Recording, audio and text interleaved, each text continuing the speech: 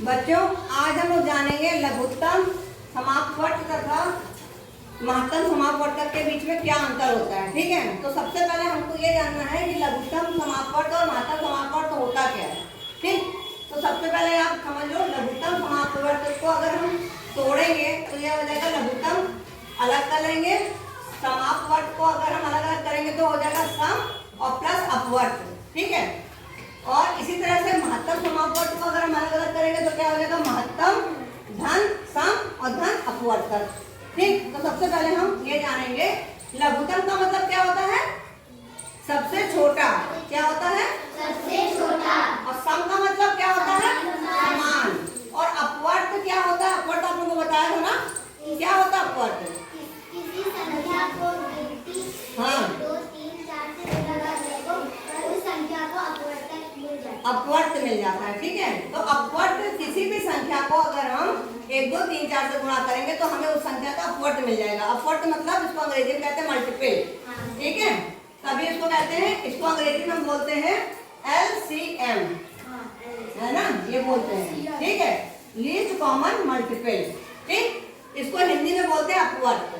तो जब हम अपवर्त हमको समझ में आ जाएगा तो हमें लघुत्तम समापवर्त समझ में आ जाएगा। पहले हम अपवर्त जानेंगे, फिर समान जानेंगे, फिर लघुत्तम जानेंगे, तो हमें ये समान समझने में ज्यादा आसान हो जाएगा।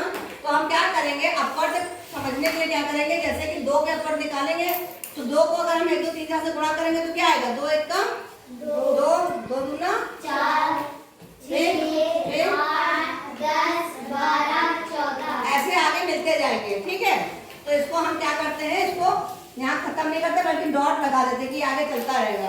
इसी तरह से 3 के अपवर्त बताएं, 3 6 9 12 15 18 और आगे ये बढ़ता रहेगा। ठीक है, तो डॉट लगा देते कि आगे गिनती चलती रहती है। फिर इसमें 4 में 4 8 12 16 20 और ये आगे बढ़ता जाएगा, ये खत्म नहीं होगा क्योंकि गिनती खत्म होती नहीं है। तो जितना हम गुणा करेंगे वो आगे बढ़ता जाएगा। हमको समझना है तो इसको हम ये समझ लेंगे।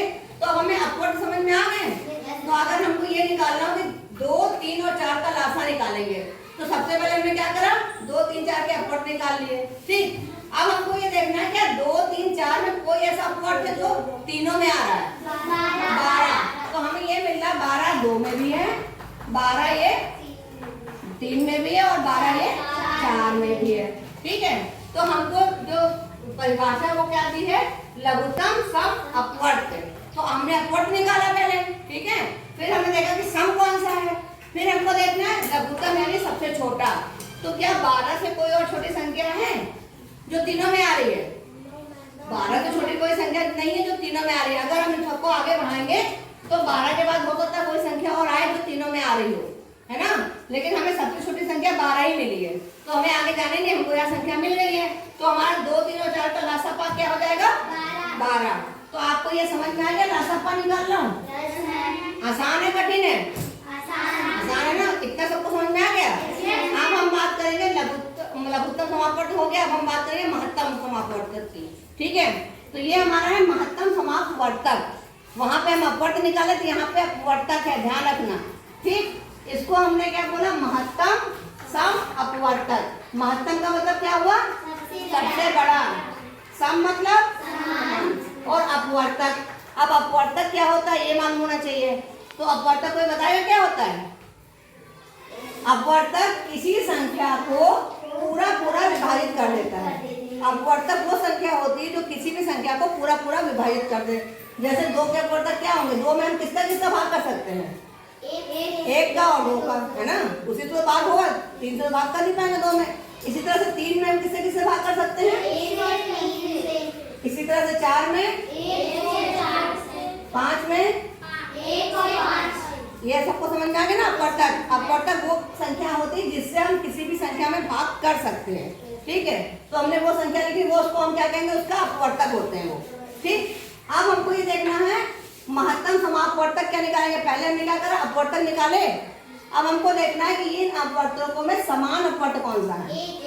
एक हमारा 2 में भी है, एक हमारा 3 में भी है, एक हमारा 4 में भी और एक हमारा 5 में भी है। ठीक है, अगर हमें 2 3 4 और 5 का मासापा निकालना हो तो पहले हमने क्या करें, अपवर्तक लिख लिए, फिर हमने समान वाला देख लिया। अब वो कह रहा है महत्तम यानी कि सबसे बड़ा।